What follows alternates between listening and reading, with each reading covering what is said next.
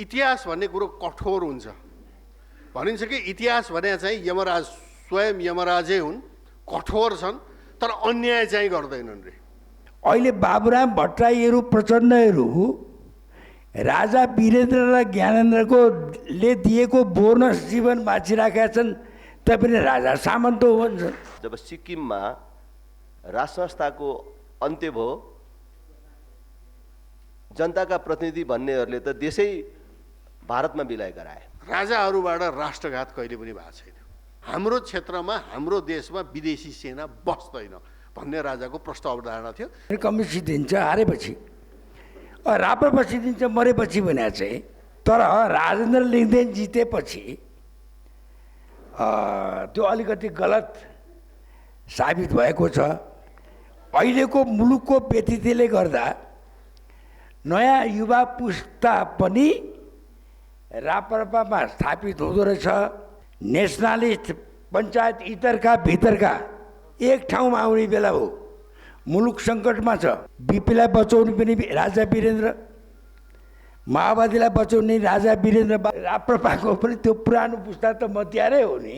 राजा वीरेन्द्र, तिमी राजा थियौ, तिमीलाई नयाँ दिल्लीबाट सत्तामा बसिरहन चाहन्छौ भने हामीले भनेका कुरा मान भनेर सम्झौता लिएर भारत। त्यो भाष्यले हाम्रो राजनीतिलाई पनि चाहिँ नि विकृत बनाएको छ। के हो होला यो? लु अलि एलाबोरेट गर्नुहोस् भने। जनताका प्रिय राजा राजा वीरेन्द्र। इन्डो पेसिफिक स्ट्राटेजी भने के भन्दाखेरि रुस, चीन र इरानको विरुद्धको एउटा स्ट्राटेजी हो। प्रष्टै लेखाएको छ। आज राजा वीरेन्द्रलाई हामीले झन् धेरै सम्झिनु परेको कारण यो पनि हो। यो एमसीसी होइन, जसले त्यो नेपालको विकासको लागि हुँदै होइन, त्यसमा एकदम प्रष्ट हौँ हामी। धेरै लामो कुरो गर्नै पर्दैन। अहिले त्यो एमसीसीको चाहिँ 50 करोड डलर, अब त्यसमा नबिर्सौँ हामीले 13 करोड आफ्नो हाल्नु परेको छ र हालि पनि सक्यो र त्यो अरबौँको त्यो खर्च पनि भइसक्यो। माओवादीहरू आतङ्ककारी भनेर घोषणा गरेका थिए, जबकि नेपालले गरेका थिएन है। र यसमा हामीले सोद्धाखेरि दरबारबाट इन्स्ट्रक्सन आउँथ्यो, यस्तो गर्नु भनेर, यसरी व्यवहार गर्नु भनेर महेन्द्र प्रगति संरक्षण कोषमा। त्यहाँ एउटा बडो मजाको चाहिँ नि आयो भनौँ न होइन। कस्तो भनेदेखि माओवादी, अब भारतले त आतङ्ककारी भनिसकेको थियो है, हामीले भनेको थिएन नेपालले है। र राजालाई चाहिँ नि आफ्नै जनता विरुद्ध सेना प्रयोग गर्न बडो इच्छा थिएन, त्यो त प्रष्टै पनि थियो। त्यो सिंहदरबारले हामीलाई काम गर भन्यो, त्यो कुरा त भर्खरै एउटा किताब मैले निकालेको छु, त्यसमा पनि सिंहदरबारको त्यो बेलाको के रूप थियो भन्ने कुरा स्पष्ट मैले राखिदिएको छु। यो एउटा उनको, मलाई लाग्छ त्यो बेलामा जुन स्थिति होस् त उनले जनमत सङ्ग्रहको लागि जे गरे त्यो एउटा जनतामाथि उनको विश्वास र जनतालाई विश्वासमा लिने उनको प्रयास थियो भन्ने जस्तो मलाई लाग्छ। अर्को कुरा, राजा वीरेन्द्रको हामीले अलिकति सम्झनु पर्ने कुरा के हो भने, पढेर आएका मानिसहरू हुन त उनी त्यसबाट अलिकति उनलाई आलोचना पनि हुने गर्थ्यो। त्यो बेला हामी जुनियर भए पनि सुन्थ्यौँ त्यो बेला, अहिले जस्तो होइन। उनीमाथि आलोचना हुन्थ्यो, तर राजा वीरेन्द्रले के गर्थे भने पढेर आएका मानिसहरूलाई प्रयोग गर्ने खुब प्रयास गरेका हुन्। देशको हितको लागि यिनीहरूबाट केही गर्नु लिनुपर्छ भन्ने दृष्टिकोणबाट त्यही क्रममा परेका हुन् डाक्टर हर्क गुरुङ, त्यहीमा परेका हुन् डाक्टर मोहनमान सैजू, त्यसैमा परेका हुन् डाक्टर रत्न राणा आदि आदि आदि। र पुराना मध्येमा डाक्टर यो बद्री प्रसाद श्रेष्ठ आदि यिनीहरू परेका हुन्। तर यी मध्येमा पनि डाक्टर हर्क गुरुङको साथ लिएर र हर्क गुरुङले उठाएका कुरालाई उनले अघि बढाएर मुलुकलाई 4 विकास क्षेत्रमा र पछि 5औं विकास क्षेत्रमा, त्यो सुदूरपश्चिम अत्यन्त गरिब भएको नाताले त्यसलाई पछि 5औं विकास क्षेत्रको रूपमा 37-38 सालमा 5औं गरिएको हो। र यो विकास क्षेत्रको अवधारणा र नर्थ, उत्तर र साउथको जोड्ने जुन अवधारणा ल्यायो, त्यो ल्याएको त राजा महेन्द्रकै टाइममा हो, 2018 सालमै हो। तर उनले त्यो क्षेत्रीय विकासको दृष्टिकोणबाट डाक्टर हर्क गुरुङको जुन अवधारणा थियो त्यसलाई चाहिँ व्यावहारिक रूपमा उतार्ने काममा गरे। त्यसको लागि र आज हामी जे भनिरहेका छौँ, आजको कुरा त के कुरा गर्ने, हामी त अब पुनरुत्थानवादीमा पर्छौँ कि केमा पर्छौँ, मुलुकको इतिहासै नभएको जस्तो, मुलुकको संरचनालाई नै व्यवस्था गरे जस्तो किसिमको अहिले देखिएको छ। तर मुलुकको बनावट, हाम्रो मुलुकको बनावटको दृष्टिकोणले उत्तर र दक्षिणलाई जोड्ने दृष्टिकोणबाट जुन किसिमको यो अवधारणा ल्याइएको थियो, त्यसमा कर्णाली अञ्चल बाहेक अरू जुन किसिम 5वटा क्षेत्रको जुन अवधारणा थियो, त्यो डाक्टर हर्क गुरुङकोलाई र नयाँ पुस्तालाई साथ दिएर प्रोत्साहित गरेर राजा वीरेन्द्रले ल्याएको हो। त्यसको लागि पनि हामीले उनलाई सम्झनुपर्छ जस्तो लाग्छ। अर्को, प्रशासनको क्षेत्रमा उनले नयाँ पुस्तालाई बढाउनको लागि भनेर पढे लेखेका मानिसहरूको बढुवाको लागि उनले, यो बाहिर थाहा हुँदैन यो कुरा, सिंहदरबारमै काम गर्नेहरूलाई थाहा हुन्छ यो कुरा, र धेरै व्यक्तिहरू, धेरै नयाँ पुस्ताका मानिसहरू छिटो छिटो माथि जानको कारण त्यो बेलाको बढुवा पद्धतिमा पढे लेखेका मानिसलाई अघि ल्याउनु पर्छ भन्ने दृष्टिकोणबाट उनले तत्कालीन अवस्थाको जुन निजामती सेवालाई परिवर्तन गरे, त्यो पनि उनको कर्मचारी वृत्तमा यदि कसैले कृतज्ञ हुँदैन र राम्रै दृष्टिकोणले सोध्छ भने राजा वीरेन्द्रलाई सम्झनुपर्छ जस्तो मलाई लाग्छ। अब हुन त मेरो क्षेत्र भन्दा पनि दीपकजीको क्षेत्र पर्छ, दीपकजीले मेरो क्षेत्रमा प्रवेश गर्यो होला भन्ने हुन्छ। तैपनि म दुईटा अर्को कुरालाई, उनको व्यक्तित्वलाई लिएर उनका केही कुराहरू राखेर बिदा हुन चाहन्छु। एउटा, यो मुलुकको विकासको लागि भएको प्राकृतिक स्रोतमध्ये जलस्रोतको उपयोग हुनुपर्छ। त्यो जलस्रोतको उपयोगको लागि हामीसँग भएको जलस्रोतलाई क्षेत्रीय स्तरमा क्षेत्रीय दृष्टिकोणबाट नै यसको सोच हुनुपर्छ भनेर 1977मा काठमाडौँमा भएको कोलम्बो प्लानको बैठकमा राजा वीरेन्द्रले पहिलोचोटि प्रस्ताव गरिएको हो। त्यसपछि 1985मा ढाकामा भएको सार्क सम्मेलनको पहिलो सार्क सम्मेलनमा भाषण प्रवचन उहाँले उहाँको त्यो स्पिच, माफ गर्नलाई नेपाली मैले त्यति स्पष्ट राखिनँ स्पिचको, त्यो स्पिच दिने बेलामा पनि राजा वीरेन्द्रले यो हामीसँग भएको अमूल्य स्रोतको प्रयोगको लागि हामीले गङ्गा क्षेत्रका राष्ट्रहरूको बिचमा समझदारी हुनुपर्छ, मिलेर जानुपर्छ भन्ने प्रस्ताव गरेको हो।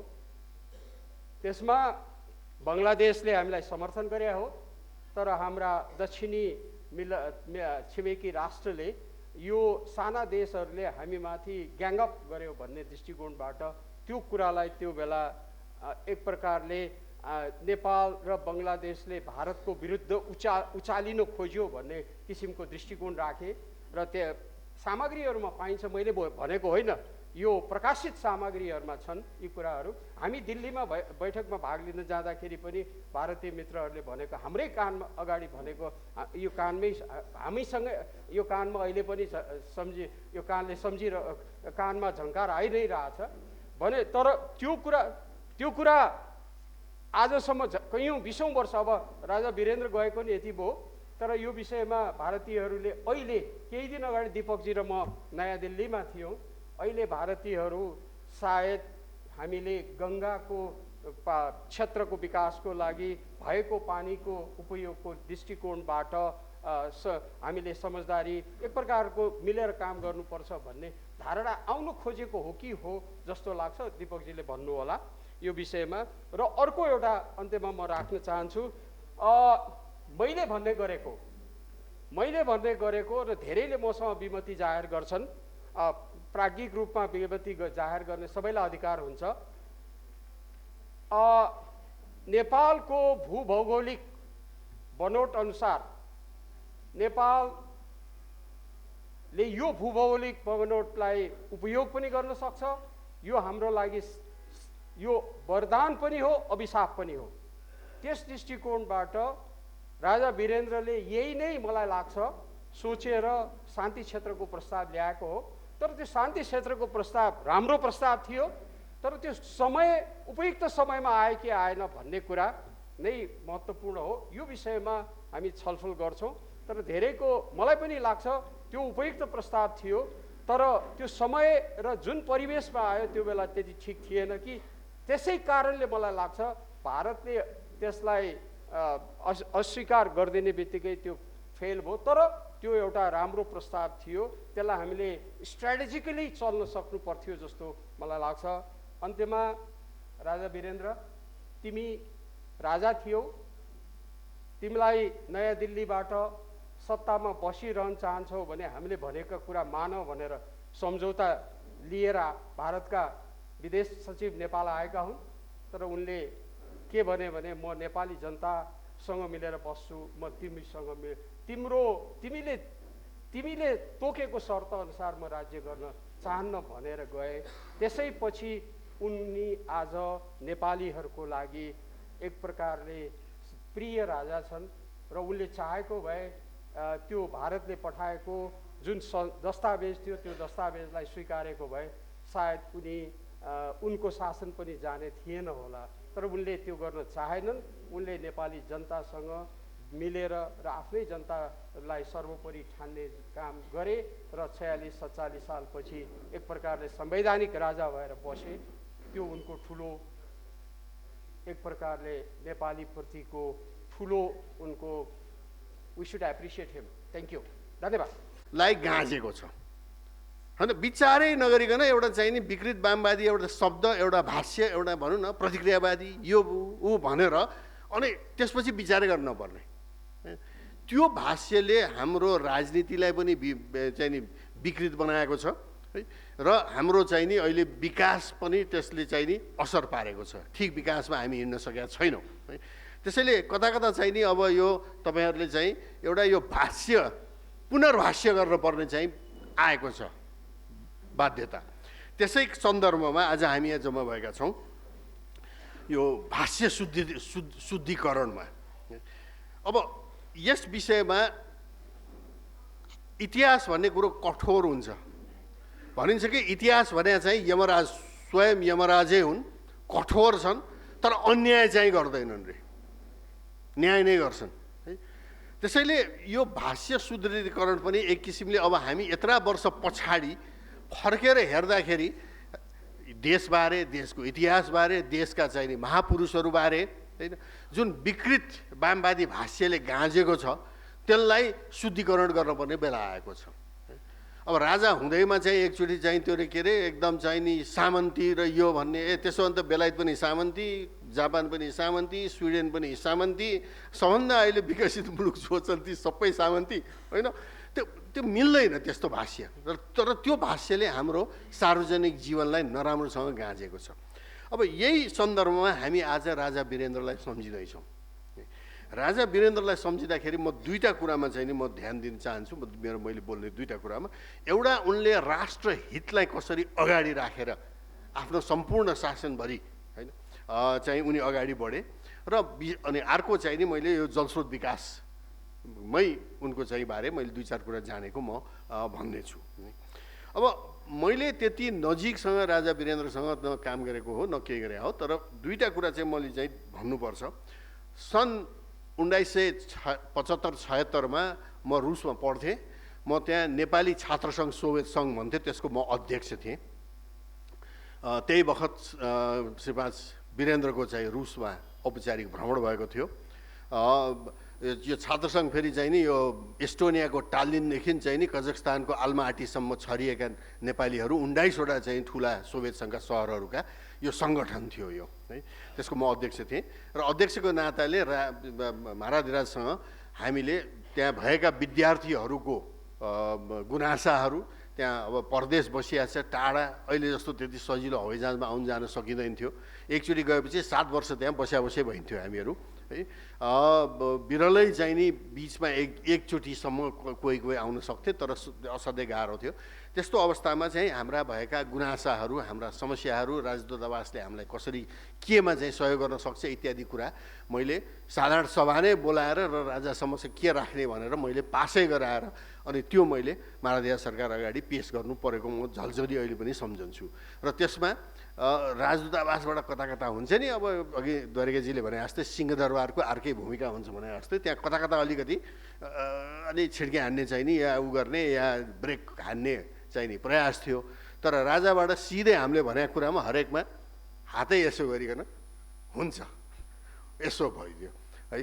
अनि त्यसले गर्दाखेरि कता कता अब विद्यार्थी त विद्यार्थी नै हो नि। अब राजाले यति भने हुन्थ्यो भने यो पनि भने भए हुन्थ्यो नि भन्ने चाहिँ नि फेरि हाम्रो चलन छ क्या त होइन। तर राजाबाट एकदम सौहार्दपूर्ण हिसाबले चाहिँ छात्रहरूको चाहिँ समस्या त्यसरी हल गरिबक्सेको म सम्झन्छु। दोस्रो चाहिँ नि महेन्द्र प्रकृति संरक्षण कोषमा म ट्रस्टी थिएँ 1990s को दशकमा। महाराधिराज संरक्षक भइबहिन्थ्यो, अधिराज कुमार ज्ञानेन्द्र त्यसको चेयर होइन।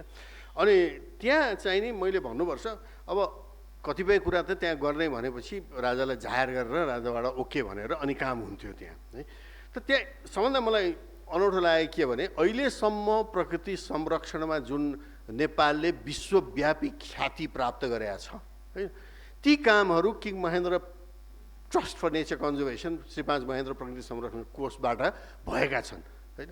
जुन कुरा अहिले अफ्रिकामा चाहिँ लागू गर्न खोजिरहेछन्, ल्याटिन अमेरिकामा लागू गर्न खोजिरहेछन्। 2-3वटा उदाहरण अहिले Annapurna area conservation trust conservation program ACAP। अब त्यहाँ नौलो कुरो के थियो भनेदेखि यो टुरिज्मबाट चाहिँ नि स्थानीयले कसरी फाइदा पाउने भन्ने त्यो कन्सेप्ट चाहिँ नि अगाडि ल्याइएको हो ACAP-मा। र त्यसले चाहिँ धेरै चाहिँ स्थानीय अन्नपूर्ण एरियामा चाहिँ र पछि कञ्चनजङ्घा र अरू ठाउँमा पनि फाइदा चाहिँ भएको थियो र चितवनमा पनि है। त्यस्तै सबभन्दा घटलाग्दो चाहिँ नि यो बफर जोन भन्ने कन्सेप्ट होइन। यो राजाकै स्वीकृतिबाट नै पछि भाग अब गर्ने त थुप्रो मान्छेहरू थिए, विज्ञहरू थिए, अनेक थिए। तर माथिबाट चाहिँ नि यसै हात नथापिदिएपछि त्यो काम अगाडि बढ्दैन भने त यहाँहरू सबैलाई थाहा छ है। त्यो बफर जोन कन्सेप्ट भनेको अब चितवनमै जानुहुन्छ भने त्यहाँ कस्तो देखियो भनेदेखि अब हामी त धेरै घना बस्ती भएको ठाउँ हो होइन, खेतीयोग्य जमिन कम छ है। त्यसैले जङ्गलमा चाहिँ गाउँको चाप जहिले पनि रहिरहेको हुन्छ। त राष्ट्रिय निकुञ्ज बनाइदिएपछि त के हो भने गाउँलेहरूले परम्परागत रूपमा प्रयोग गरी आएको होइन स्याउला यो चाहिँ पात पतिङ्गर ल्याएर यो उसलाई खुवाउने वस्तुलाई खुवाउने गर्ने काममा त रोक भयो त्यहाँ है। त्यसैले यो बफर जोन कन्सेप्ट भनेको सामुदायिक वनले राष्ट्रिय निकुञ्जलाई घेर्ने बफर है। त्यसले गर्दाखेरि दुईटा फाइदा भयो। एउटा त के भइदियो भनेदेखि चाहिँ नि गाउँलेले वन प्रयोग गर्न पाए है, किनभने सामुदायिक वन जुन वरिपरि घेरेको छ निकुञ्जको त्यसबाट चाहिँ दाउरा साउरा घाँसपात ल्याउन सक्ने भए र रुल अनुसार नियम अनुसार त्यो आफ्नो ठाउँमा छ। दोस्रो फाइदा चाहिँ के भइदियो भनेदेखि जनावरलाई त ऐन यो हो कि त्यो ऐन भन्ने मतलब हुँदैन, उसलाई त वासस्थान पनि वृद्धि भयो होइन। यो संसारकै एउटा नमुना विकासको होइन पिपल पार्क कन्फ्लिक्टलाई कम गर्ने नमुना भनेर अहिले अफ्रिकामा, केन्यामा, टेन्जानियामा इत्यादि ठाउँमा चाहिँ नि ती अवधारणाहरू लागू भएको छन्। यो राजा वीरेन्द्रकै शासनकालमा नेपालमा उत्पत्ति भएको राम्रो सुविकासका नमुनाहरू त्यसरी किङ महेन्द्र ट्रस्टबाट भएको थिए त्यो बेला है। मैले दुईवटा कुरा राष्ट्रिय हितमा गर्न चाहन्छु। एउटा चाहिँ नि सबभन्दा पहिले द्वारिकाजीले अलिकति भन्नुभयो यो शान्ति क्षेत्रको प्रस्ताव हामी नबिर्सौँ कस्तो बेलामा त्यो आएको थियो। समय ख्याल गर्नुहोस् है, सन् 1971मा बङ्गलादेश पाकिस्तान टुक्रायो भनौँ अब एक हिसाबले। म सम्झन्छु मेरो बुवाको किताबमा पनि छ यो कुरा, उहाँले पनि सम्झनुहुन्छ। उहाँ राजा महेन्द्रको अन्तिम गृह तथा कानुन मन्त्री, मन्त्रीहरू बसेर राजा अगाडि उसिन्थे यस्तै के उसमा कुरा गर्दा बङ्गलादेश भर्खर लिबरेट भएको भनेर मन्त्रीहरूले गफ गर्दाखेरि महाराज महेन्द्रले यसो पछाडि फर्केर व्यङ्ग हानेर के भनिबक्स्यो भने अब हामीलाई चाहिँ कहिले लिबरेट गर्ने हो भनेर सोधिबक्स्यो। त्यसपछि सब मन्त्रीहरू त्यो लिबरेट भन्ने शब्द चाहिँ नि प्रयोग गरेनन्। त्यहाँ पाकिस्तानीहरूको आफ्नै कमजोरी थियो होला, बङ्गलादेश स्वतन्त्र हुनुपर्ने भाषा इत्यादिमा फरक भएको ठाउँ इत्यादि त्यो आफ्नो ठाउँमा छ, तर देश त टुक्राइएको हो नि होइन। त त्यही कुरा 71 सालमा त्यो भयो। त्यसपछि राजाको चाहिँ नि देहान्त भयो अनि राजा वीरेन्द्र चाहिँ गद्दी आरोहण गरिबक्स्यो है। त गद्दी आरोहण गरिबक्सिँदा र राजाको चाहिँ राज्याभिषेक 75मा भयो, 72मा चाहिँ गद्दी आरोहण, 73मा भारतले सिक्किम गाभ्न थाल्यो।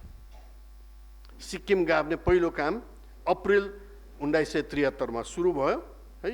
र यो चाहिँ नि पुरा सिक्किमको चोगाललाई चाहिँ नि पाखा लगाएर होइन सिक्किमकै संसदले हामी भारतमा गाभिन्छौँ भनेर पास गराए त्यहाँ है। यो अप्रिल 1975मा। तर त्यो सिक्किम गाभिनु ठिक्क 3-4 महिना अगाडि राज्याभिषेक राजा वीरेन्द्रको भएको थियो र त्यो राज्याभिषेकमा 24 फेब्रुअरी 1975मा सबै विदेशी पाहुनाहरूको सामु वीरेन्द्र महाराजले शान्ति क्षेत्रको प्रस्ताव राखिबक्स्यो। किन राखिबक्स्यो भने त अब त्यही सिक्किम कसरी भारतले त्यो बेला गाभ्न थालेको भन्ने र सानो मुलुकको चाहिँ नि यो आइडेन्टिटी नै सखाप हुने हिसाबले काम भएको देख्दाखेरि यो प्रस्ताव राखिबक्स्यो। भारतलाई अघि द्वारकाजीले पनि भन्नुभयो चित्त बुझाएको थिएन, तर 114वटा राष्ट्रहरूले त्यसलाई समर्थन गरे। यो जतिको ठुलो नेपालको कूटनीतिक सफलता चाहिँ त सायद इतिहासमा हेऱ्यो भने पृथ्वीनारायण शाह, जङ्गबहादुर है, चन्द्रशमशेर होइन, चन्द्रशमशेरको 1924को ट्रिटी होइन, 23को ट्रिटी होइन, त्यस्ता कूटनीतिक सफलतामध्ये यसलाई पनि गनिन्छ। 114वटा राष्ट्र भारत बाहेक है। अब भारतले किन गरेन त्यसमा अब छलफल चाहिँ हुन्छ हुनेवाला पनि छ, हुन्छ पनि, तर बौद्धल आएपछि त्यसलाई चाहिँ चटक्कै छोडियो। जबकि त्यो एउटा हाम्रो यो के भन्छ कूटनीतिक पुँजी थियो नेपालको होइन, र राजा वीरेन्द्रको ठुलो देन त्यसमा। अब यसले के गर्यो भनेदेखि अब फर्केर हेरौँ त, बौद्धल आएपछि 27 सालपछि त्यसलाई चटक्कै छोडिदिए है। त त्यो छोडेपछि चाहिँ त्यो छोडेको करिब चाहिँ नि 4-5 वर्षमा त यो तथाकथित चाहिँ नि यो जनयुद्ध सुरु भयो बहुदलीय व्यवस्थाको विरुद्धमा। त्यो पनि कहाँ भनेदेखि चाहिँ नि आतङ्ककारीहरूलाई चाहिँ नोएडामा पालेर भारतको चाहिँ तालिम दिने चक्राटा भन्ने क्याम्पमा चाहिँ नि तालिम दिएर भयो। भन्नुको मतलब चाहिँ नि नेपाललाई शान्ति क्षेत्र नमान्नेले नेपालमा आतङ्ककारीहरूको प्रयोग गर्न थाल्यो। अब यो इतिहासले कसरी यसलाई कठोर रूपले हेर्छ यो अगाडिका दिनहरूमा चाहिँ नि यो यसका विश्लेषणहरू जरुरै हुनेवाला छन् पक्कै पनि है। किनभने अहिले पनि हामी चाहिँ त्यसैमा कराइरहेका छौँ, हामी त शान्ति क्षेत्र हुनुपर्छ। नेपाल एउटा शान्ति क्षेत्र हो। दुईवटा ठुला भीमकाय मित्र राष्ट्रहरू बिचमा हामी दुई ढुङ्गा बिचको तरुल होइन, हामीहरूलाई शान्ति चाहिएको छ, विकास चाहिएको छ है।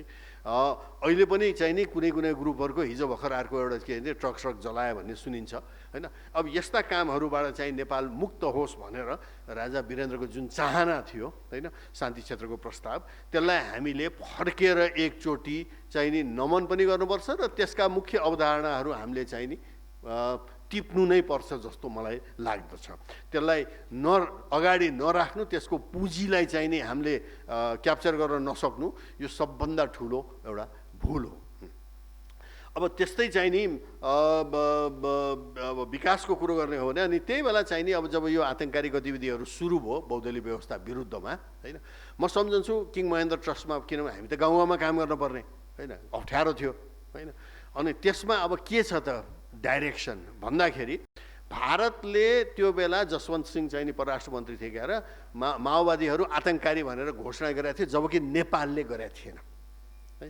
र यसमा हामीले सोद्धाखेरि दरबारबाट इन्स्ट्रक्सन आउँथ्यो यसो गर्नु भनेर, यसरी व्यवहार गर्नु भनेर महेन्द्र प्रगति संरक्षण कोषमा। त्यहाँ एउटा बडो मजाको चाहिँ नि आयो भनौँ न होइन। कस्तो भनेदेखि माओवादी अब भारतले त आतङ्ककारी भनिसकेको थियो है, हामीले भनेको थिएनौँ नेपालले है।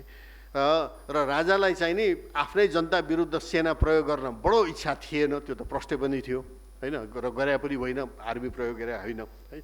त त्यो बेला के भइदियो भनेदेखि दरबारको भावना कस्तो थियो भने यिनीहरू आतङ्ककारी तौर तरिका प्रयोग गर्छन्, तर यिनीहरू राजनीतिक शक्ति पनि हुन् र नेपालीहरू पनि हुन्। त्यसैले यिनलाई आतङ्ककारी गतिविधिबाट छुट्याएर होइन नेपाली भएर नेपाललाई हेरेर नेपालको हितमा काम गराउन चाहिँ प्रोत्साहित गर्नुपर्छ भन्ने खालको हामीलाई त्यस बेला इन्स्ट्रक्सन आउँथ्यो। अब यी भए त शान्तिप्रेमी राजाको चाहिँ नि चाहना जुन एक किसिमले अगाडि बढेन र देशले त्यत्रो द्वन्द्व खपेर त्यत्रो नोक्सानी भोगेर अहिले पनि तन्द्रिन सकेको छैन। किनभने इतिहासलाई चाहिँ नि हामीहरूले कता कता बिर्सिएर इतिहासलाई को चाहिँ मूल्याङ्कन चाहिँ नि कस्तो हुन्छ भन्ने कठोर मूल्याङ्कन नगरेर चाहिँ नि कता कता यो विकृत वामवादी भाष्यमा ज्यादै फस्या हुनाले मेरो विचार चाहिँ त्यसैले यो सब भएको। अब अलिकति जलस्रोतको कुरा गरौँ। त्यो जलस्रोतको कुरा गर्दाखेरि राजा वीरेन्द्रबाट नै यो विकास क्षेत्रको अवधारणा भनेर आइसकेको थियो, जुन द्वारिकाजीले भन्नुभयो होइन। अब अहिले जतिसुकै सङ्घीयता र यो र ऊ भने पनि होइन त्यो जतिको राम्रो अवधारणा त कुनै पनि थिएन होइन। किनभने चाहिएको त के हो भने विकासै चाहिँ नि यो विकट गाउँहरूमा पुगुन् भन्ने नै चाहना हो। त्यसैले चाहिँ नि त्यहाँ विकेन्द्रीकरण गरेर पुर्याउन खोजिएको हो र त्यसको चाहिँ धेरै ठुलो सान्दर्भिकता थियो। त्यसमा विकासको विकेन्द्रीकरण, त्यस्तै यो सामुदायिकीकरण होइन, यो वन होस्, खानेपानी होस्, शिक्षा होस्, स्वास्थ्य या अहिले बिजुली होइन, यी अवधारणाहरूबाट हामीहरूले विकास चाहिँ नि सबभन्दा विपन्न वर्गसम्म टाढा टाढा दूरदराजमा पुर्याउनु पर्छ भन्ने ती अवधारणाहरू आइसकेको थियो। त्यसमा मुख्य कुरा जलस्रोतमा चाहिँ नि राजा वीरेन्द्रको योगदान हेर्ने हो भने सबभन्दा एउटा घटलाग्दो कुरो के छ भनेदेखि अब गाली गर्छन् अब अहिले यो विकृत वामवादी चाहिँ नि भाष्यबाट चाहिँ नि अब त्यो के अरे सामन्तवादी यो ऊ भन्छन्। तर हेर्नुभयो भने इतिहासमा होइन जलस्रोतमा राजाहरूबाट राष्ट्रघात कहिले पनि भएको छैन। चाहे कोशी गण्डक जे जति कमजोरीहरू भएको छन् त्यो बरु जनताको शासन हुँदाखेरि नै चाहिँ अलि चाहिने भन्दा बढी लम्पसारवादीहरूबाट भएको छ, तर राजाहरूबाट भएको छैन। र कोशी गण्डकको पनि चाहिँ कमजोरीहरू राजा महेन्द्रले चाहिँ नि 66तिर सुधारिएको त्यसमा सुधार भएको छ है। त यहाँ यो कर्णाली र पञ्चेश्वरको म पनि त्यो बेला भर्खर जाहिर खान थालेको थिएँ 70को दशकको अन्ततिर, र त्यो बेला मलाई थाहा छ कर्णाली पञ्चेश्वर राजा अघि दर्केजीले भने जस्तै राजा वीरेन्द्रले यो कोलम्बो प्लान अन्तर्गत र सार्कको पहिलो मिटिङमा यो बृहत गङ्गा जलाधार गङ्गा बेसिनको चाहिँ विकास गर्नुपर्छ भनेर क्षेत्रीय रूपमा भनेर प्रपोज गरेकै हो। त्यस अन्तर्गत चाहिँ नि कोशी कर्णाली चिसापानी जस्ता योजनाहरू पछि गएर पञ्चेश्वर पनि चाहिँ आयो है। अब त्यहाँ धेरै कुरा छन्। विकासको हिसाबले राजा विकास चाहने है, तर समस्या के पर्यो भने हाम्रा दक्षिणी मित्र राष्ट्रको चाहिँ नि जहिले पनि विकासको चस्माले नहेर्ने, विकासलाई सुरक्षाको दृष्टिकोणले मात्रै हेर्ने। र कतिसम्म भने यो कर्णाली प्रोजेक्ट यत्रो ठुलो बनायो भने अब हाम्रो चाहिँ त्यो त्यत्रो एकै ठाउँमा चाहिँ हामी निर्भर हुन्छौँ, त्यसैले भारतको सेना नै बस्नुपर्छ भन्ने जस्ता समेत उताबाट चाहिँ नि अब प्रपोजल भनौँ जे भनौँ त्यस्ता आउन थाले। त्यसपछि राजाले यो चाहिँ हुँदैन त्यसो भने यसलाई अहिले चाहिँ थाँती राखौँ, यो कुरो चाहिँ म टुङ्गलाउँ, किन हाम्रो क्षेत्रमा हाम्रो देशमा विदेशी सेना बस्दैन भन्ने राजाको प्रष्ट अवधारणा थियो। त्यसले गर्दाखेरि कता कता त्यो अगाडि बढेन र भारतले आजसम्म पनि कर्णालीको त्यत्रो हामीले रिपोर्ट 18 भोल्युम रिपोर्ट बनाएर पठाएको आजसम्म जवाफ दिएको छैन। झन्डै 30 वर्ष भइसक्यो। त्यस्तै पञ्चेश्वरको कुरामा पनि त्यस्तै कुराहरू आएका थिए त्यो बेला है। मुख्य समस्या चाहिँ नि नेपालले र राजाले विकासको अवधारणा चस्माबाट हेर्ने, भारतले सुरक्षाको दृष्टिकोणबाट हेर्ने गर्दाखेरि त्यो ऱ्याङठ्याङ आज पनि मिलेको छैन, आजसम्म पनि है। यही बेला राजाबाट पनि त्यही बेला राजा वीरेन्द्रको चाहिँ देनमध्ये भन्नुपर्छ यो साना जलविद्युत सुरु भएको त्यही बेला हो। गजुरीमा पहिलोचोटि सानो जलविद्युत भन्ने कन्सेप्ट आएर त्यहाँ साना जलविद्युत छरिएर गयो। त्यसपछि कृषि विकास ब्याङ्क मार्फत धेरै काम भयो, विद्युत विभागबाट पनि काम भयो, तर यो चाहिँ गाउँ गाउँमा बिजुली चाहिँ नि आफै बनाउन सक्ने फैलिने भन्ने यो काम चाहिँ नि यो धेरै हदसम्म त्यही बेला सुरु भएको हो है। त्यसमा अहिले कता कता कुरा बढाइलिएको छ, त्यो अर्कै छ। अब म यसलाई कहाँनिर ल्याएर जोड्न चाहन्छु र मेरो आफ्नो यहाँ भन्ने कुरा यहीँ अन्त गर्छु। यो चाहिँ अहिले हेर्नुहोस् त, अब विकास भनेपछि नेपालको लागि र नेपालको दूरदराजमा विकट ठाउँहरूमा भएको ठाउँमा विकास हुनुपर्छ, बिजुली होस्, शिक्षा होस्, जेसुकै होस् भनेर राजा वीरेन्द्र र चाहिँ नि त्यो संरचनाले कोसिस गर्ने है। अब अहिले आएर चाहिँ नि कस्तो देखिएको छ भने यो एमसिसी होइन, अब जसले त्यो नेपालको विकासको लागि हुँदै होइन, त्यसमा एकदम प्रष्ट हौँ हामी, धेरै लामो कुरो गर्नै पर्दैन। अहिले त्यो एमसिसीको चाहिँ 50 करोड डलर, अब त्यसमा नबिर्सौँ हामीले 13 करोड आफ्नो हाल्नु परेको छ र हालि पनि सक्यौँ र त्यो अरबौँको त्यो खर्च पनि भइसक्यो 5 तारे होटलमा अफिस खोलेर, जबकि त्यो पास गर्नुपर्ने कुरो पासै भएको छैन। यो अनियमितता कसले हेर्ने, यो बेथिति कसले हेर्ने, त्यो आफ्नै कथा होला है। तर यो पैसा अमेरिकाले अहिले खुरुक्क विद्युत प्राधिकरण मार्फत, जुन हाम्रो एकल एउटा निकाय हो जसले अहिलेसम्म 400 किलोभोल्टको ट्रान्समिसन लाइन बनाएको उसले मात्रै छ, र उसले जाबो 4 करोड प्रति किलोमिटरमा ढल्केबार मुजफ्फरपुरवाला लाइन बनाएको हो 4 करोडमा, जबकि एमसिसीले 18 करोडमा बनाउँदैछ। त्यो पनि 5 तारे होटलमा होइन, 5 तारे कन्सल्ट्यान्ट, 5 तारे त्यो कर्मचारी राखेर। भनेपछि यो नेपाली उपभोक्तालाई चुस्नलाई गरे हो कि विकास गर्नलाई गरे हो भन्ने प्रश्न त अगाडि छँदैछ। त्यसैले मैले भन्ने गरेको छु, यो विद्युत प्राधिकरण मार्फत यो काम युएसएआइडी मार्फत गरे भए सायद हामी जस्ता मान्छेले धेरै बोल्ने ठाउँ थिएन। किन युएसएआइडी मार्फत होइन 60 को दशकमा चीनले बनाएको सुनकोशी, भारतले बनाएको त्रिशुली र रुसले बनाइदिएको पनौतीको बिजुली काठमाडौँमा खपत हुन अमेरिकाले ट्रान्समिसन लाइन बनाएको छ। रिङमेन अहिले पनि देख्न सक्नुहुन्छ, लैनचौरको सबस्टेसन, त्यहाँ तल चाहिँ नि हाम्रो लगनखेलको पाटनको सबस्टेसन, यी सबै अमेरिकाले बनाइदियो हो युएसएआइडी मार्फत होइन। त्यसै गरी काम गरे भए त यहाँ अहिले एमसिसीको यो लठा बजेर त कुरै उठ्दैन थियो होइन, सिधै काम हुँदै जान्थ्यो। त्यहाँ प्रश्न उठ्थ्यो होला यो किन त्यो नाइ भन्ने हुन्थ्यो है। तर जब अमेरिकाले एउटा नयाँ संरचना एमसिसी भन्ने बनायो, जुन इन्डो पेसिफिक स्ट्राटेजीको त्यो डकुमेन्ट अमेरिकन रक्षा मन्त्रालयको पढ्नुभयो भने प्रष्ट शब्दमा लेखा छ एमसिसी भनेको हाम्रो सफ्ट आर्म हो होइन इन्डो पेसिफिक स्ट्राटेजीको। र इन्डो पेसिफिक स्ट्राटेजी भने के भन्दाखेरि रुस, चीन र इरानको विरुद्धको एउटा स्ट्राटेजी हो, प्रष्टै लेखा छ।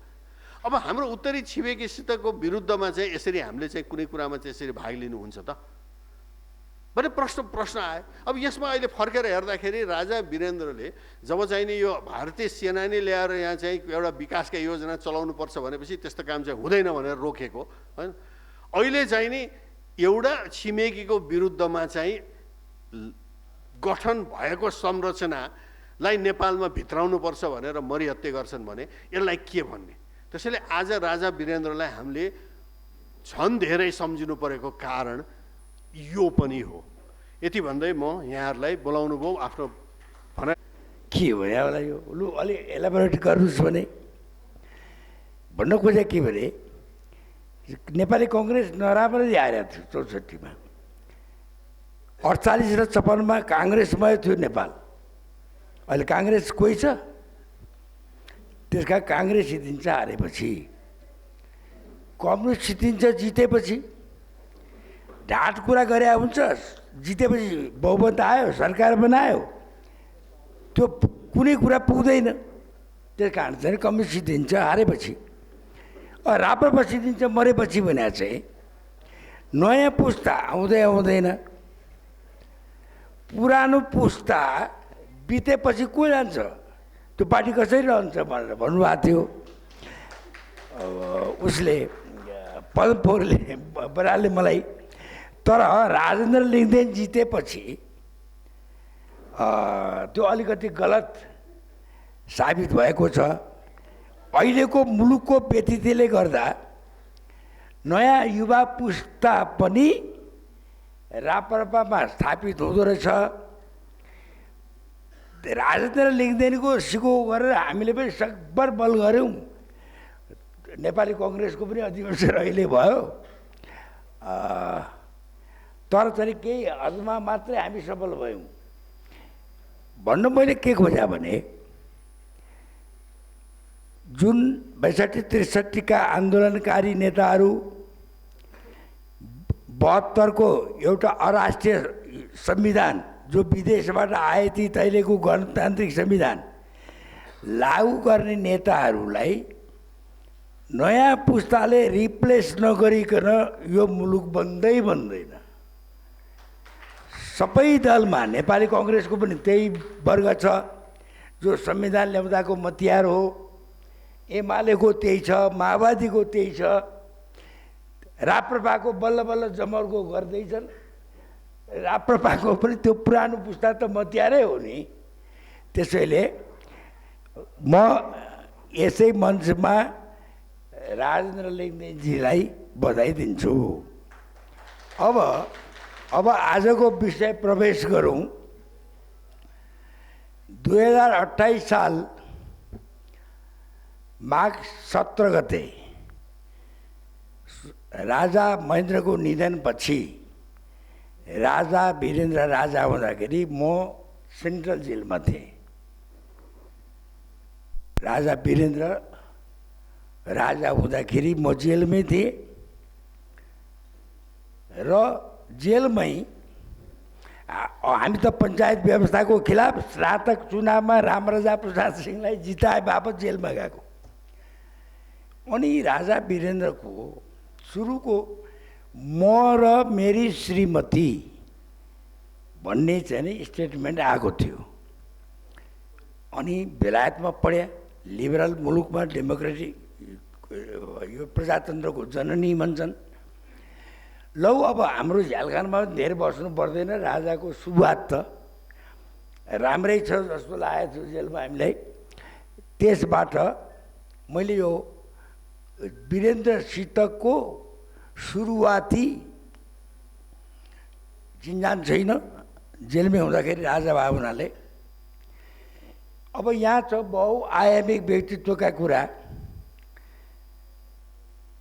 अब कहाँबाट थाल्ने, कहाँबाट चाहिँ टुङ्ग्याउने, कहाँ टुङ्ग्याउने त्यो अप्ठ्यारो छ। धेरै ठुला मानिसका बारेमा धेरै कुराहरू हुन्छन्, म त्यतातिर धेरै लामो जान्न। एउटा राजनीतिक प्राणीका हिसाबले यो पञ्चायती व्यवस्था समसामयिक सुधारसहितको पञ्चायत व्यवस्था कि बहुदलीय शासन व्यवस्था भनेर जनताको अभिमत के छ भनेर स्वर्गीय राजाबाट 36 सालमा जन्मसङ्ग्रहको घोषणा गरिरहेको छु। एउटा जनता के चाहन्छन् त्यसअनुसारको चाहिँ व्यवस्था चलाउने भन्ने हिसाबले त्यो प्रजातान्त्रिक एउटा प्रचण्डको भाषामा त छलाङ भने हुन्छ, एउटा खुड्किलो थियो। त्यति जनताको जनमतको जनभावना अनुसार राज संस्था चल्छ भन्ने त्यो राम्रो सङ्केत थियो। खैर 45 र 55% हिसाबले 20 र 24 लाखको हिसाबले जनमत सङ्ग्रहमा पञ्चायत निर्दलीय पञ्चायत जितेको त होइन, समसामयिक सुधारसहितको पञ्चायत हो। पछि चाहिँ नि पञ्चायतै जित्यो, निर्दलै जित्यो भने जस्तो भयो। अनि राजा वीरेन्द्र सरकारसित मेरो 45 साल जेठ 17 गते मैले दर्शन भेट पाएँ पहिलोचोटि। र त्यसमा अलिकति म नेपाली कङ्ग्रेसमा पनि भएको हुनाले, अलिकति बिपी कोइरालाको सान्निध्यमा म बस्या हुनाले धेरैजसो सरकारको जिज्ञासा राष्ट्रिय एकता र मेलमिलापको नीतिमै थियो, केन्द्रित थियो। अनि त्यसै क्रममा मैले सरकारलाई जाहेर गरेका थिएँ, सरकार 24 लाखको मात्रै राजा हुने हो भने 20 लाखको राजा खोइ। किनभने 24 लाख पनि भोट फर चेन्ज हो। समसामयिक सुधार गर्दै जाँदा त जहाँ पनि पुग्न सकिन्छ, र 20 लाख त भोट फर चेन्ज हुँदै हो। त्यसकारण सरकार 24 लाखको मात्रै सरकार राजा हुन पाइँदैन, त्यो 20 लाख पनि समेट्नुपर्छ। र मैले भनेको थिएँ सरकारलाई त्यस वखतमा, राजनीतिक दलमा नेसनलिस्ट पनि छन्, अलिकति अराष्ट्रिय पनि छन्, पञ्चायतभित्र पनि नेसनलिस्ट पनि छन्, अराष्ट्रिय पनि छन्। त्यस बेलाको पञ्चायतको वर्चस्व भनेको इन्डो सोभियत एक्सिसको कब्जामा थियो पञ्चायत। इन्डो सोभियत एक्सिस त्यो बेला इन्दिरा गान्धी र रुसको 20 वर्ष सन्धि थियो। त्यसकारण चाहिँ नि राजालाई पनि मुस्किल छ, त्यो एक्सिसले चरपटाउनु दिँदैन, मुलुक खतरामा छ।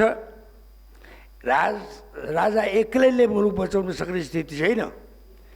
त्यसो भएको हुनाले 7 वटा फाँसीका मुद्दाको बावजुद पनि बिपी कोइराला 33 साल पुस 16 गते नेपाल आउनुभएको थियो र थुनामा पर्नुभयो। फाँसीका मुद्दाहरू थिए। बिपीको स्वास्थ्य बिग्रियो।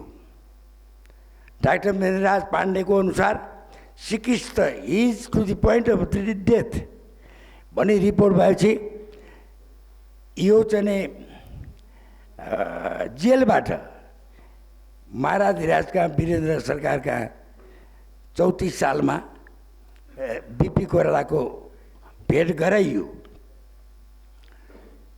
अब तपाईँ पहिला उपचार गर्नुहोस्, कहाँ जाने भनेर महाराजधिराजबाट बिपीलाई सोधने पो सरकार मसित पैसा छैन हिन्दुस्तान टाटा इन्स्टिच्युट जाने हो होइन। राम्रो भन्दा राम्रो हस्पिटलमा उपचार तपाईँको हुन्छ। मुलुकमै बिरामी छ सरकार, मेरो बिरामीको के अर्थ बिपीले भन्नुभयो होइन। अरू राजनीतिक कुरा पछि गरौँला, पहिला तपाईँ बच्नुपर्छ भनेर रातारात पासपोर्ट बन्यो, भिसा बन्यो, डलर सटै भयो र राजाकै पहलमा 5 लाख रुपियाँ दिएर बिपीलाई उपचार गर्न अमेरिका पठाइयो। जुन मानिसलाई त्यस बेलाको कानुन अनुसार फाँसी हुन सक्थ्यो, तर बिपी कोइराला एउटा राष्ट्रिय सम्पत्ति हो जो राजासितकै एक राष्ट्रिय मेलमिलापको नीति लिएर आएको हुनाले राजालाई अलिकति सहज पनि हो। बिपी कोइरालालाई बचाउने श्रेय त्यस बखतमा राजा वीरेन्द्रलाई जान्छ। त्यति मात्रै होइन, राज संस्था एउटा सबै जनताको अभिभावकत्व दिन सक्छ। राजा वीरेन्द्रको टाइममा प्राइम मिनिस्टर गिरिजाबाबु हुँदाखेरि पनि माओवादीको दमन गर्ने खोज्दाखेरि अलिकति निर्मम तरिकाले दमन गर्नुहुन्न, ती पनि नेपाली हुन् भनेर वीरेन्द्रको टाइममा। पछि ज्ञानेन्द्र सरकारको टाइममा पनि होलिरीमा बमबार्ड गर्न खोज्दाखेरि पनि राजा ज्ञानेन्द्र मानेनन्। अहिले बाबुराम भट्टराईहरू प्रचण्डहरू राजा वीरेन्द्र र ज्ञानेन्द्रको ले दिएको बोनस जीवन बाँचिराखेका छन्, तैपनि राजा सामन्त हो भन्छन्। त्यस कारण मैले यो प्रसङ्ग किन उठाएँ भनेदेखि राजाको सबै सत्ता आफूले लिने भन्ने कुरा चाहिँ नि गलत थियो, त्यसको म पनि विरोधी हो। तर राजा त बिपीलाई बचाउने पनि राजा वीरेन्द्र, माओवादीलाई बचाउने राजा वीरेन्द्र बा ज्ञानेन्द्र। त्यसकारण अहिले राज संस्थाको अपरिहार्यता किन भयो भन्दाखेरि हामीले गणतन्त्र हेऱ्यौँ, दलीय रुझानबाट राष्ट्रपति भएका हुन्छन्, त्यो सबै जनताको अभिभावक हुन सक्दो रहन्छ जो राजा हुन सक्दो रहेछ। अर्को कुरा, मैले 45 साल जेठ 17 गते जो भेटेँ सरकार अब बिपी हुनुहुन्न। Politics of realignment has started. Nationalist panchayat इतरका भितरका एक ठाउँमा आउने बेला हो। मुलुक सङ्कटमा छ र त्यो 20 लाख बहुदल पक्षको भोटलाई पनि समेट्नुपर्छ सरकारले। होइन भने अहिलेका नेताहरू कम्युनिस्ट पनि मिल्छन्, बाहिरिया परचक्री पनि उफार्छन्। सरकार ढिलो गर्नु हुँदैन भनेर मैले भनेको थिएँ 45 साल जेठ 17 गते। नभन्दै मरिचमानजीको टाइममा जेलबाट कम्युनिस्टहरू छुटे, झापाका यही ओलीजीहरू, मरिचमानजी प्राइम मिनिस्टर हुन्थ्यो, 46 को जनआन्दोलन भयो। भारतीय नेताहरू पनि आएर ट्याक्सीबारीमा भाषण गर्नुभयो। काङ्ग्रेसका नेता कम्युनिस्टका नेताहरूले जोइन्ट आन्दोलन थियो त्यो। त्यसै बेलामा पूर्ववक्ता साथीले अघि भन्नुभयो अलिकति, राजा यति राष्ट्रवादी थिए राजा वीरेन्द्र, जुन दक्षिणतिरबाट आएका शर्त राजा वीरेन्द्रले 46 सालमा मानेनन्। काङ्ग्रेस र कम्युनिस्टले त पञ्चायती प्रजातन्त्र एउटै चुनाव चिन्हमा लड्न पाउँछौ भने भए पनि मान्थे। त्यसकारण विदेशीहरूसित घुँडा टेक्नुभन्दा नेपाली जनतालाई पुरा प्रजातन्त्र एकैचोटि किस्ताबन्दीमा होइन। राजा वीरेन्द्रको त्यो एउटा महानता थियो, एउटा प्रजातान्त्रिक संस्कार। एउटा नेपाली जनता त राजाकै प्रजा हो नि, किन बाहिरी हस्तक्षेप बाहिरी शर्त मानेर म नेपालको जोखिम मोलौँ, एउटा त्यो घटना छ। त्यसपछि 48 साल फागुन 28 गते मेरो राजासित दोस्रो भेट भयो। कलबरगुडीमा हामीले भर्खर 7औं सम्मेलन गरेर फर्केका थियौँ। सरकारबाट मलाई सोधनी भयो, एउटा आफ्नै पार्टीको सरकार छ, गिरिजाप्रसाद कोइराला प्रधानमन्त्री, गणेशमानजीको त्यहाँ चाहिँ एउटा चाहिँ अलिकति असन्तोष, धेरै ठुलो असन्तोष प्रकट भयो त्यो अधिवेशनमा। आफ्नै सरकार विरुद्ध त्यो गणेशमानजीले त्यसो गरेको राजालाई अलिकति ननिको लागेछ। त्यसबारेमा पनि सरकारले मलाई सोधिबक्सेको थियो। अनि स्थानीय चुनावको बारेमा कुराकानी भयो। खोइ हामी टनकपुरको विवादले गर्दाखेरि अहिले नेपाली कङ्ग्रेस लोकप्रिय छैन, अहिले चुनाव गर्नुहुन्न भनेर भट्टराईजी, गणेशमानजी, अरू मन्त्रीहरू भन्छन्, तर प्रधानमन्त्रीजी चाहिँ गर्नुपर्छ भन्नुहुन्छ भनेर मैले भनेको थिएँ सरकारलाई। सरकारबाट के हुकुम भयो भने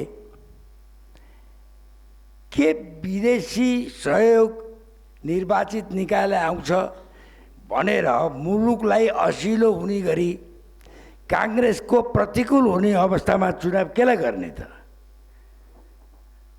त्यो सरकारबाट हुकुम भएको थियो। त्यसपछि सरकारसित 54 सालमा म स्वास्थ्य मन्त्री थिएँ। सर्जिकल कन्फरेन्स हुने भयो कमलादीमा, प्रमुख अतिथि सरकार। त्यसपछि त्यस वखतमा फेरि सरकारसित भेट भयो। सरकारले पानसवाला उद्घाटन गरिबक्स्यो, मैले भाषण गरेँ। विदेशी डाक्टरहरू पनि थिए, सर्जनहरू। त्यो अधिवेशनमा डाक्टर मुडुबरी, ध्रुव मुडुबरी अहिले बित्नुभयो, सर्जिकल एसोसिएसनको अध्यक्ष हुनुहुन्थ्यो। राजा रानीकै सामनेमा सर्जिकल कन्फरेन्स, सर्जिकल एसोसिएसनको भवन निर्माण गर्नलाई जग्गा मन्त्रालयले हामीलाई उपलब्ध गराएन भनेर चाहिँ डाक्टर मुडुबरीले सरकारलाई जाहेर गर्नुभयो मेरै अगाडि। त्यो त मलाई भने हो, सरकार यस्ता चाहिँ एसोसिएसन कति छन्। मैले कहाँ जग्गा खोज्दै हिँड्ने?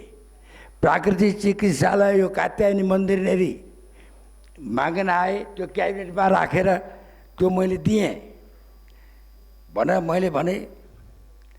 त्यसपछि बडा महारानी ऐश्वर्यले यस्ता काठमाडौँका महँगा जग्गा यी विभिन्न एसोसिएसनलाई बाँडेर साध्य हुन्छ? मन्त्रीले कसरी बाँड्छ? केरी समाउँछ भनेर रानीबाट पनि हुकुम भयो। त्यसकारण मलाई यो गरिब मुलुकको स्वास्थ्य मन्त्री हुनु चाहिँ साह्रै गाह्रो काम रहेछ सरकार भने मैले होइन। अब काठमाडौँ र दूरदराज गाउँ देहातमा अब स्वास्थ्य नीति फरक गर्नुपर्छ अलिकति।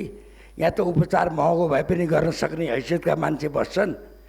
राजाले त्यो चाहिँ निर्देशन जस्तो म मन्त्री हुँदाखेरि हुकुम भएको थियो। मैले भन्न खोजेँ के भने, आज हामी राज संस्था त फाल्यौँ, 1.5, 2, 4 लाख 5 लाखका पलङमा हामी सुत्नुपर्ने।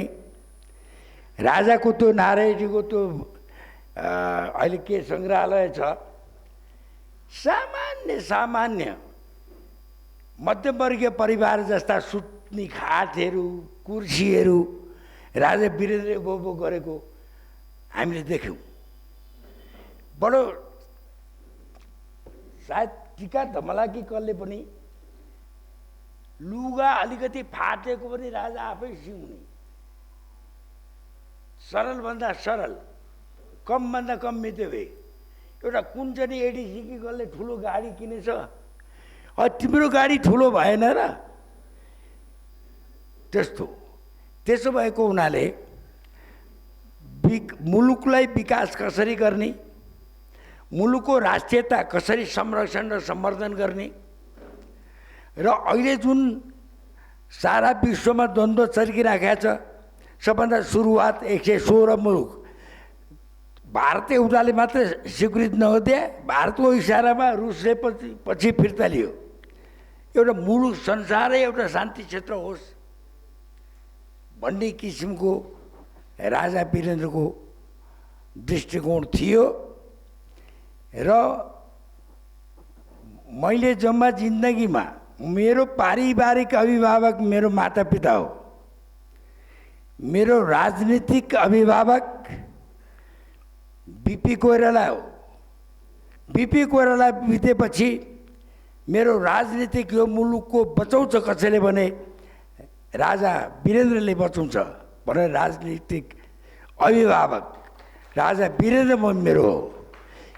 त्यसकारण राजाको त्यस्तो चाहिँ वंश विनाश भएको राति 2 बजे सल्यानको हाम्रो चाहिँ साथी शिक्षा राज्य मन्त्री हुनुहुन्थ्यो राजेन्द्र बहादुर शाहले मलाई राति 2 बजे फोन गर्नुभयो।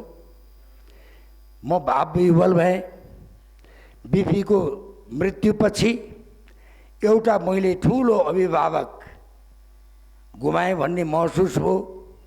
आज बीपी र राजा वीरेन्द्रसितको पटक पटक 5 चोटि मेरो दर्शन भेट भएको छ। त्यो दुईटैको निधन भइसकेपछि आज नेपाल टुरो भएको छ, अभिभावक छैन। त्यसकारण चाहिँ नि म जहाँ पनि भन्ने गर्दछु राजा राज संस्था सबैको अभिभावक हुन सक्दछ। अब अघि नै साथीहरूले भन्नुभयो राष्ट्रियताको कुरा, राज संस्थाको कुरा गर्ने बित्तिकै प्रतिगामीको बिल्ल लाग्छ। तर राजासित कार्यगत एकता भइसकेको छ। राजा खेतालासित वार्ता गर्न होइन भन्ने माओवादी कसरी क्रान्तिकारी हुने। शेरबहादुरजीको सरकारमा प्रतिगमन आधा सच्यो भनेर माधव नेपालजीहरू एमाले शेरबहादुरजीको 61 को सरकारमा सामेल हुने। उनीहरू चाहिँ कसरी अग्रगामी हुने। म 3 पुस्ता राजाको टाइममा प्रजातन्त्र खातिर जेल बसेको मानिस हो। 8-10 वर्ष म जेलमा बसेको छु र मैले चाहिँ राज संस्था चाहिन्छ भन्दा प्रतिगामी हुन्छ भने म 1000 पल्ट प्रतिगामी हुन तयार छु।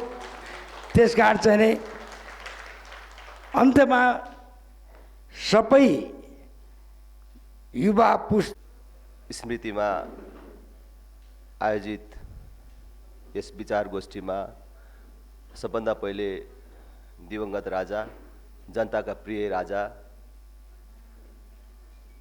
वीरेन्द्रप्रति म आफ्नो तर्फबाट र पार्टीको तर्फबाट समेत हार्दिक श्रद्धासुमन व्यक्त गर्न चाहन्छु।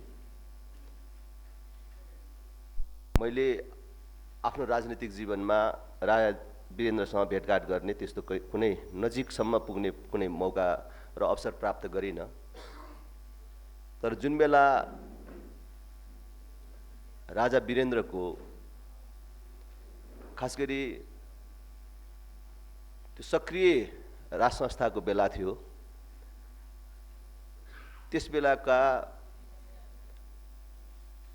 कयौं गतिविधिहरू जो मेरा प्रेरणाका स्रोतका रूपमा अथवा मेरो राजनीतिक जीवनमा राज संस्थाको देशको लागि कुन प्रकारको महत्त्व छ भन्ने कुराहरू बुझ्नमा प्रेरणादायी रहे।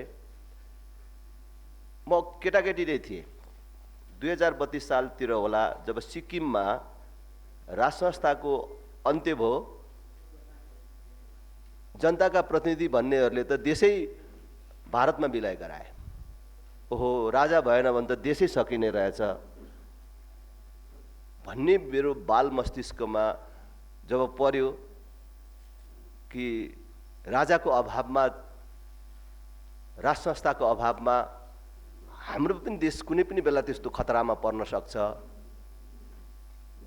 भन्ने मलाई लाग्यो।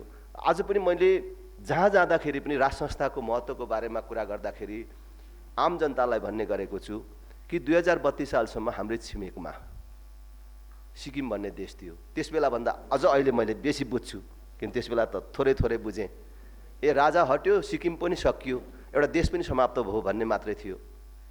तर अहिले यसो हेर्छु, सिक्किम भन्ने नाम पनि छ, त्यहाँको भूगोल पनि छ, त्यहाँको माटो कसैले बोकेर लगेको छैन। सिक्किम सिक्किमै छ, तर सिक्किम भन्ने देश त छैन।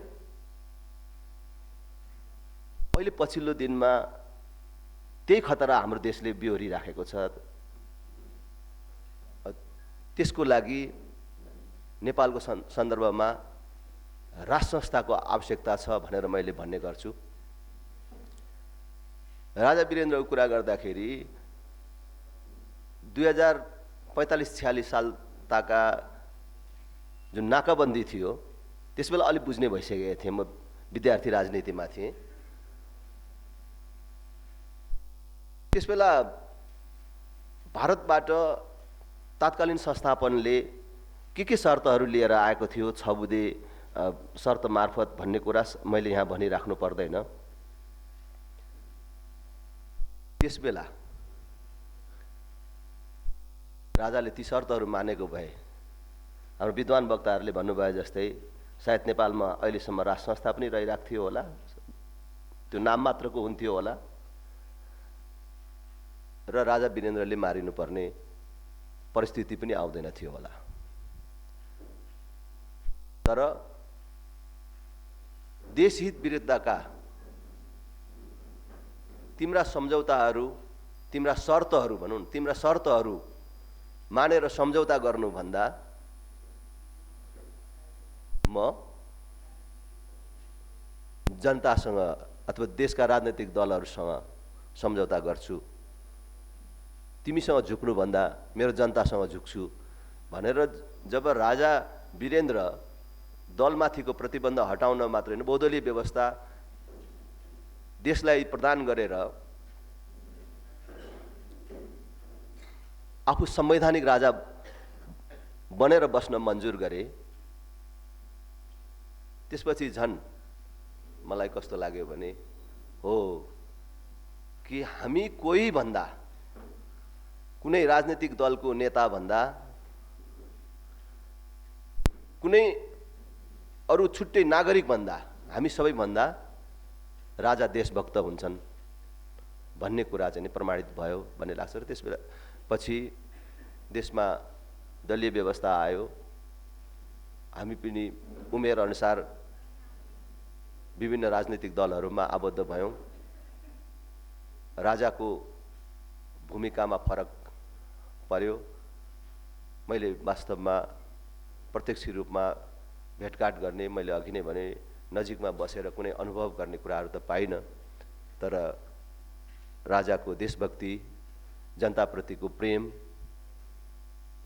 त्यसलाई हामीले अनुभूत गर्ने मौका पायौँ। असामयिक रूपमा राजा र राजाको सम्पूर्ण वंशको नाश भयो कि वास्तवमा त्यही दिनबाट नेपाली जनता र नेपाल राष्ट्रको दुर्दिनको प्रारम्भ भएको छ।